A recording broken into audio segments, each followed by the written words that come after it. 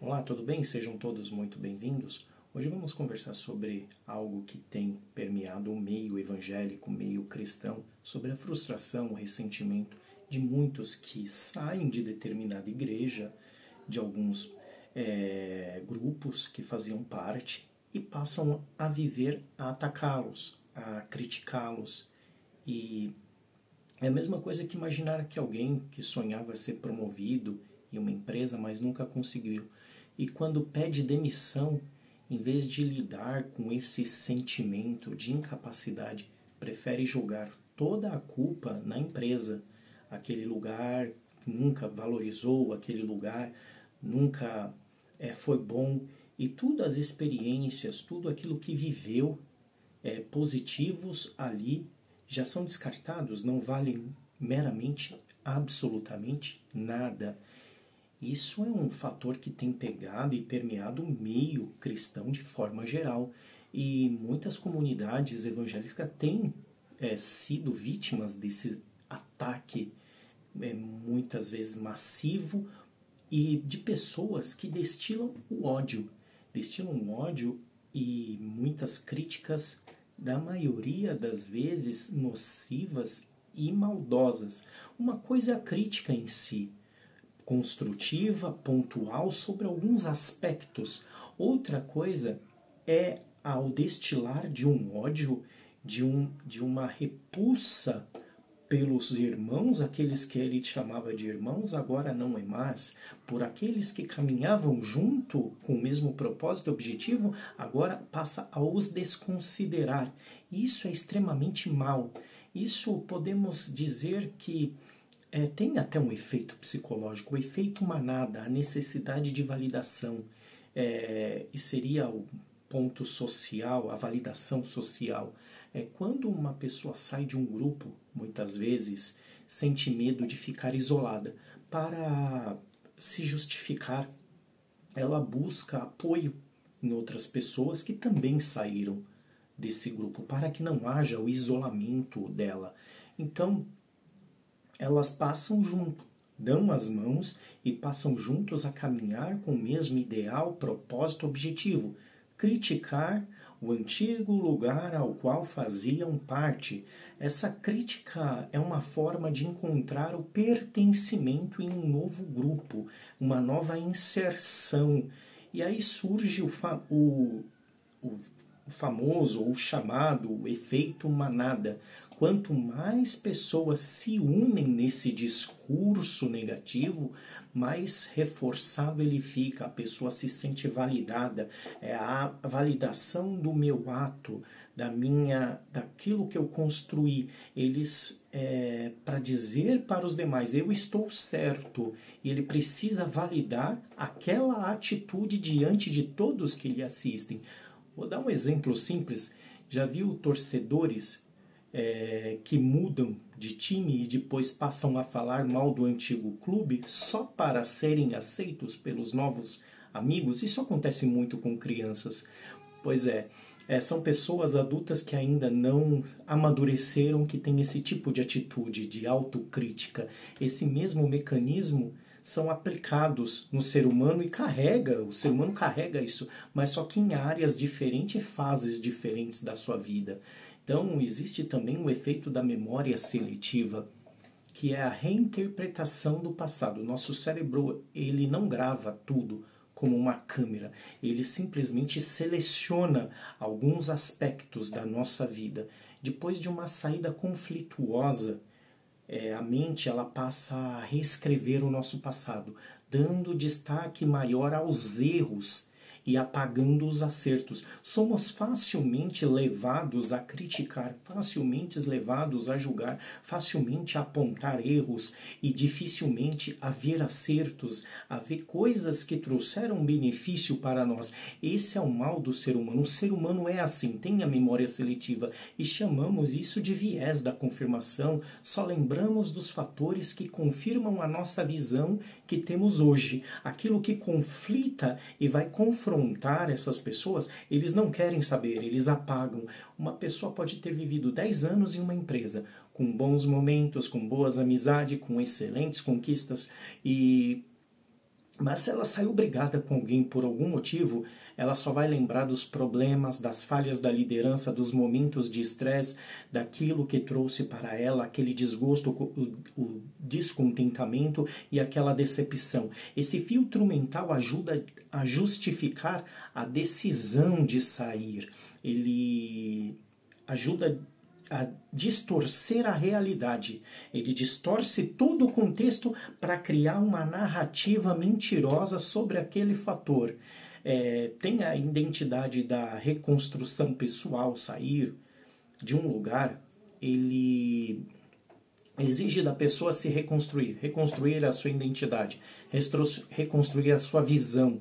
Então, para essa reconstrução, para que ela possa ter validade, a crítica passa a fazer parte da vida dele. É como se essa pessoa dissesse: eu não pertenço mais àquele ambiente.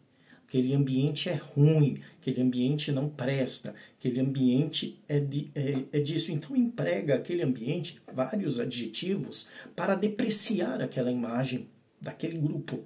E dizer que não tem mais pertencimento. Esse processo ajuda a reforçar a nova identidade. Mas pode levar a uma postura radical. E é por isso que às vezes quem sai de uma igreja ou grupo não apenas segue outro caminho. É diferente, se está indo para outro caminho, outra igreja, outro lugar, é muito louvável isso, mas ele passa a se declarar um inimigo. Não só passou a ir para outro lugar, mas se declarou um inimigo. E o ataque é de uma forma a reafirmar sua nova posição diante do mundo. O problema não está em ir para outro lugar, o problema não está em tomar uma outra posição. É o posicionamento de ataque beligerante, destilando ódio. Tem também o risco de amargura que sugere um problema quando essa atitude se torna constante, a pessoa acaba sendo dominada pela amargura. Então são pessoas ácidas. A crítica deixa de ser apenas uma opinião. Quando a crítica é uma opinião, é um posicionamento, como eu disse anteriormente, algo pontuais, é louvável isso, mas só que quando ela apenas é um estilo de vida, passa a ser um estilo de vida, essa amargura vai se introjetando e fazendo parte do teu ser, ela vai te consumir aos poucos. E a psicologia mostra que pessoas que cultivam ressentimentos têm mais ansiedade, estresse, até problemas físicos, ou seja, criticar sem parar pode se tornar uma prisão emocional. Ele vive só envolto daquilo, ele não vê outra coisa a não ser aquele lugar, aquelas pessoas a qual fazia parte e passa a destilar ódio e crítica a tudo. E isso é ruim para ele. Então a importância da gratidão, do respeito, que entra até uma reflexão, mesmo que Deus tenha te direcionado ou direcionou alguém para servir em outro ministério, outro lugar, para mudar de cidade, de grupo, é fundamental ter a gratidão e o respeito pelo lugar que um dia te acolheu, que um dia fez parte da tua história, que um dia fez parte da tua vida. Foi ali que você recebeu apoio, foi ali que você recebeu palavras, foi ali que aprendeu, cresceu, desenvolveu, foi ali que teve amizades e experiências que marcaram a sua vida. Problemas, todo lugar tem. A diferença está em a maneira como lidamos com os problemas. Todo lugar, todo meio social, toda igreja, toda empresa, todo lugar tem problemas. Uns mais, outros menos. Somos homens. Então, temos que saber lidar com isso. Qual ser humano que é perfeito? Não existe. Todo mundo tem as suas particularidades. Então, em tudo dai graça, porque entendemos que esta é a vontade de Deus em Cristo Jesus para conosco. Então, ser grato não significa fechar os olhos para os erros, mas significa reconhecer que mesmo em meio a muitas falhas humanas que nos deparamos, Deus usou aquele lugar para o seu bem em algum momento da sua vida.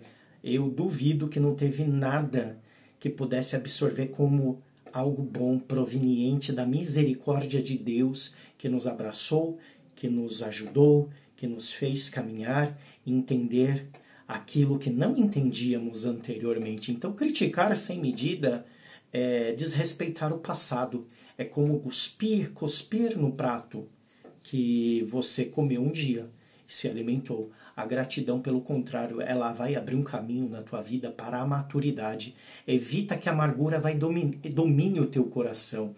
Isso vai dar-te a condição de ser a Deus mais grato e de se libertar dessa prisão. Então, fica essa reflexão, esse vídeo, para que possamos entender que a gratidão é a chave para tudo. Quando vemos alguém sair de alguma igreja, de algum grupo, e passa a atacá-lo intensamente, quando você se deparar com isso, precisamos entender os fatores emocionais. Se você passar por isso algum dia, tenha gratidão. Então, temos que entender fatores que levam as pessoas a isso. Tem fatores sociais, o efeito manada, fatores cognitivos, a memória seletiva, fatores de identidade, como a necessidade de se reinventar. E quando vemos alguém passando por isso, agindo dessa forma, atuando desta maneira, entenda que ele está passando por um desses fatores.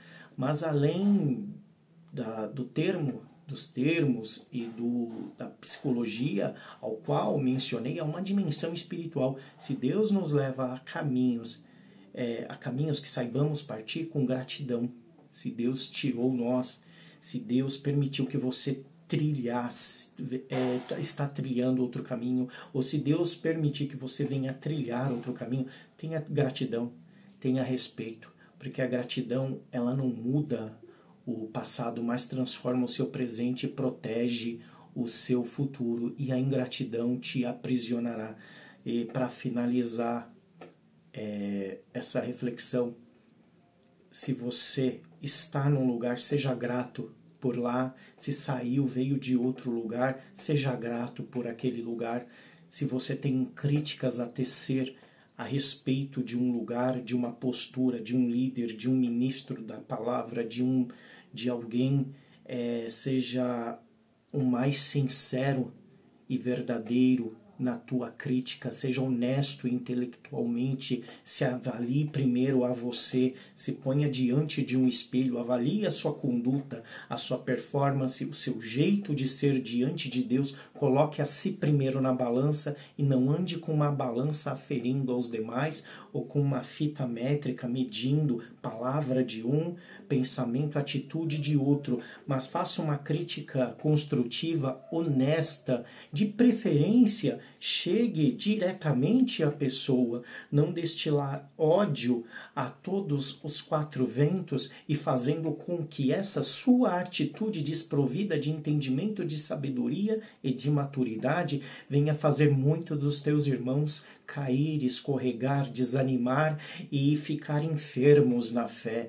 Então, entenda que para tudo que formos fazer, toda ação vai exercer uma reação, mas seja sincero, honesto e grato.